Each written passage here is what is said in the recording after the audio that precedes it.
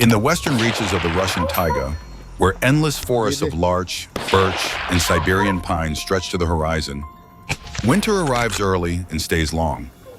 Snow settles over everything, muffling sound and turning every movement into a trace that cannot be hidden. Within this quiet, an old presence endures, the Eurasian wild boar. They move in small groups, low to the ground, almost silent when they choose to disappear. You rarely see them directly, yet their presence is unmistakable. Soil torn open beneath the trees, narrow trails pressed through the undergrowth, a pattern of rounded tracks repeating across the snow. There are no roars here, no dramatic chase, only slow movement and steady patience, like the forest adjusting its own breath. Neo Farm has come to observe this place, not to judge or glorify, but to follow the signs, to listen to the stillness, and to understand how these wild boar quietly shape winter in the taiga.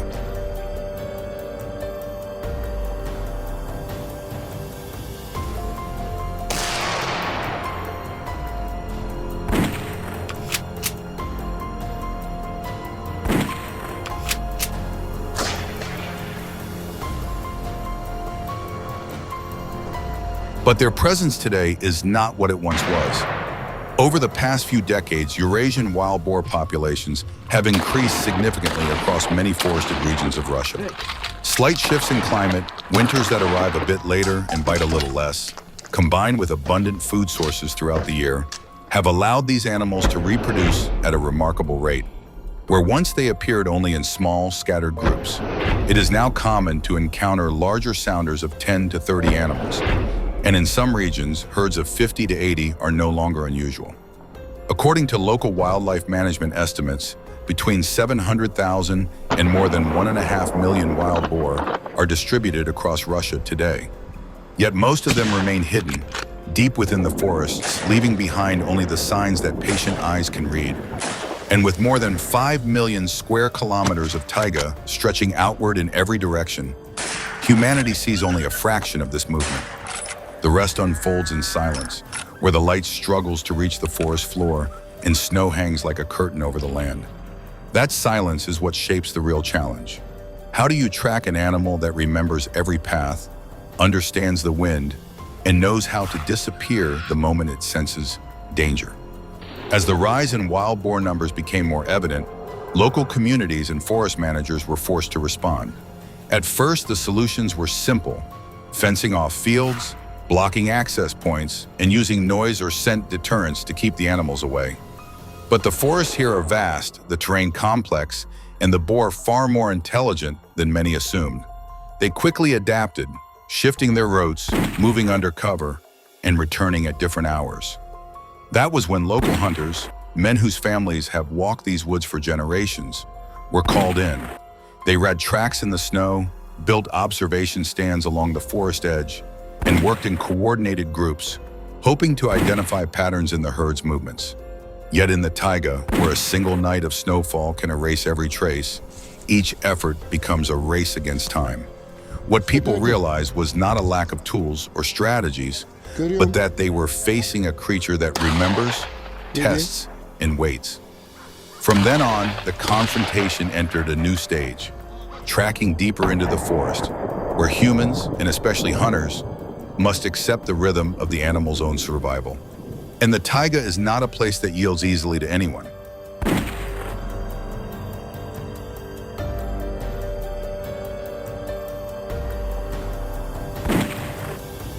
Winter in the taiga is a world of silence and endurance, Armand. Deep snow makes every step heavy, and the persistent cold turns time spent in the forest into a test of stamina.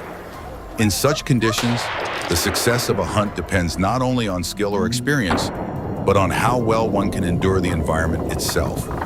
The cold and snow do more than conceal the tracks of wild boar. They challenge the human body that attempts to follow them. For the hunter, the first trial is always physical. Hours are spent motionless in blinds or along the forest's edge, minimizing every movement so as not to disturb the stillness around them. In that time, heat loss becomes a constant threat. Clothing must be warm enough to preserve body heat, yet flexible enough for precise action when the moment comes. As the body cools, circulation slows, breathing grows heavier, and reaction time begins to fade. In the taiga, a moment's hesitation, a slow hand, or a delayed glance can mean the chance passes forever beneath the snow-covered canopy.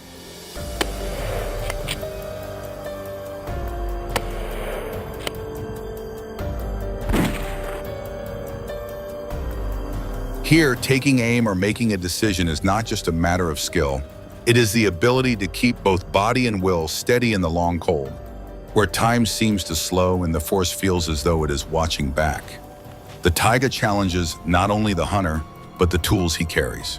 Deep snow makes every step heavy and loud, complicating any approach toward a moving herd.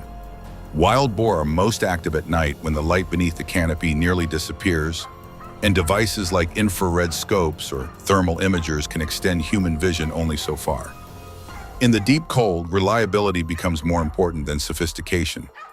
Lubricants can freeze, mechanisms can stiffen, and so hunters often rely on simple, durable rifles. Fewer moving parts, fewer things that can fail, easier to operate in silence. Whether the distance is long and open or close within the dense undergrowth, one principle remains constant: do not rush. No extra movement, no unnecessary sound, no forced decision. Here, technology cannot replace patience, and no modern device can take the place of steady breathing, careful observation, and the willingness to move at the slow rhythm of the forest itself. In the taiga winter, man does not enter with advantage. He must lower himself, quiet himself, and learn to move even slower than the animal he is tracking. Even as humans slow themselves and learn to move in rhythm with the forest, the advantage never fully shifts to one side. The silence of the taiga does not test only the tracker. It is the very environment that has shaped the animal they seek. The Eurasian wild boar has developed a remarkably refined set of behaviors after generations of living under constant hunting pressure. It does not rely on strength alone, nor simply on the size of the herd, but on continuous vigilance, a sharp memory of trails, and an ability to sense danger long before it arrives. Before approaching food, the herd will often pause to read the wind, as if searching for invisible signals carried through the air. The slightest change can cause them to withdraw without hesitation. Older individuals, especially, become cautious to the point of unpredictability, shifting their routes, traveling under cover of darkness, and letting the night serve as their natural shield. Their endurance in harsh conditions is equally formidable. If they feel threatened, they can retreat with surprising speed, leaving only faint impressions in the snow, marks that winter can erase within hours. All of this reveals that the wild boar is not an opponent to be underestimated, but a creature deeply shaped by the forest and by the dangers that have always lived within it.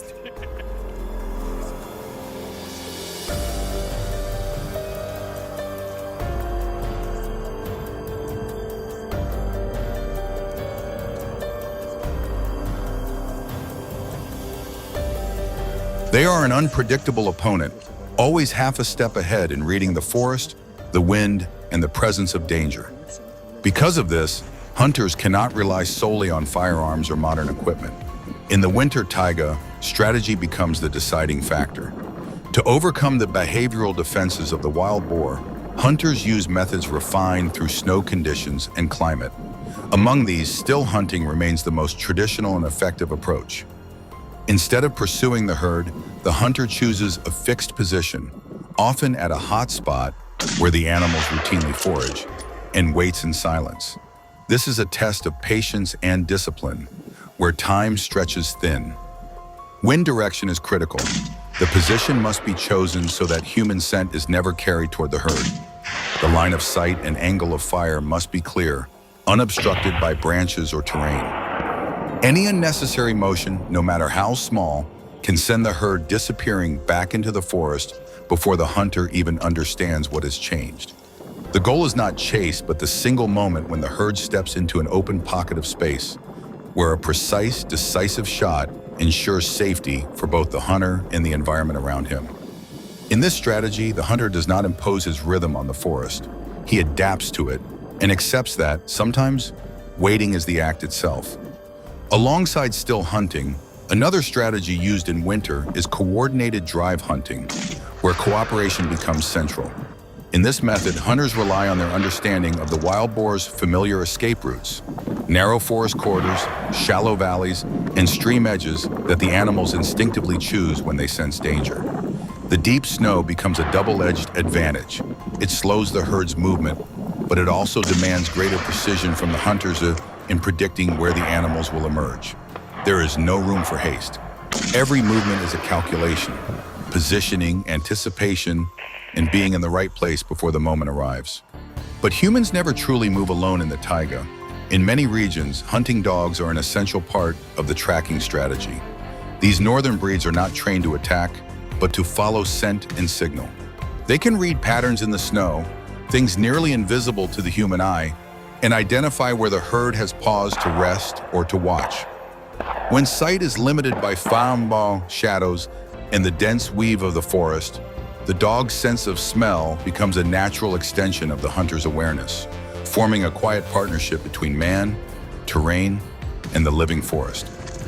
And many approaches begin exactly this way, in silence. In the silent, snowy forest, the hunter and his gray dog move in perfect rhythm with nature. No words, no signs, only the hush of snow beneath their feet and breath in the cold air. Success lies not in skill, but in harmony with the woods. As pale light filters through the trees, the wild boars emerge quietly, and for a brief moment, two beings simply acknowledge each other in stillness.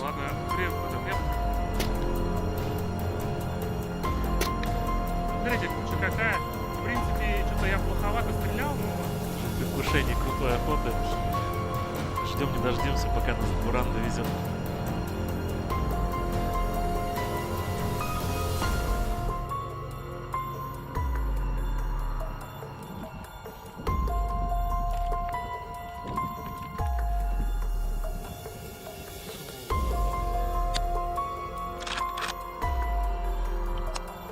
Несмотря на то, что вначале видели кабанов, которые выходили вдалеке слева в лесу.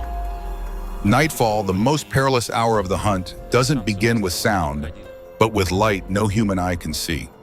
Through a handheld thermal scope, the forest transforms into a ghostly map of heat, glowing shapes drifting between oak trunks, tracing the restless movements of wild boars tearing through the night.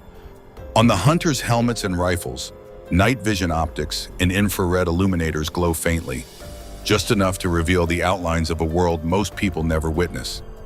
These aren't leisurely hunters, they're containment crews, tasked with stopping the silent invaders that destroy crops, tear up soil, and threaten everything that lives near the edge of the woods.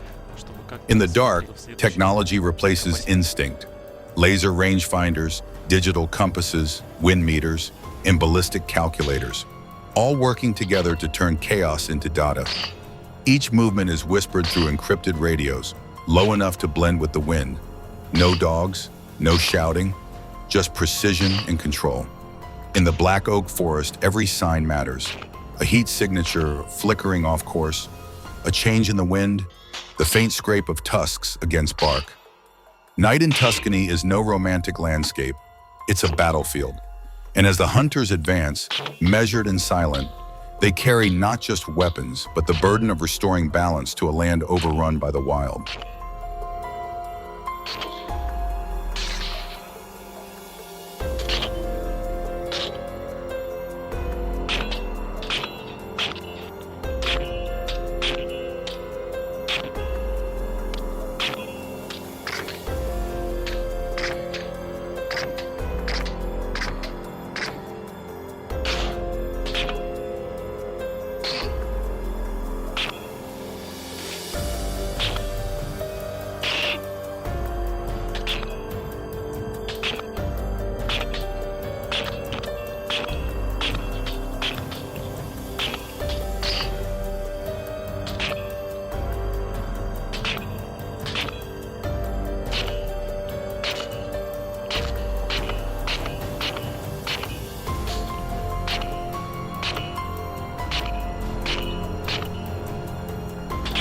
The encounter between humans and wild boar has never been about winning or losing.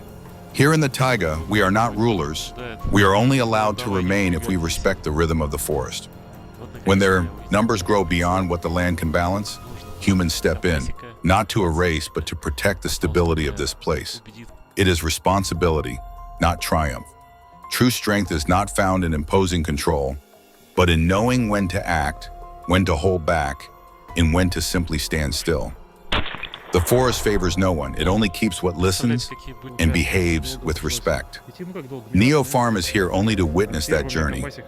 The final answer belongs to the forest. Эмоции офигенные. Всем желаю того же самого трофея. Подписывайтесь и не забывайте ставить лайки. Всем пока.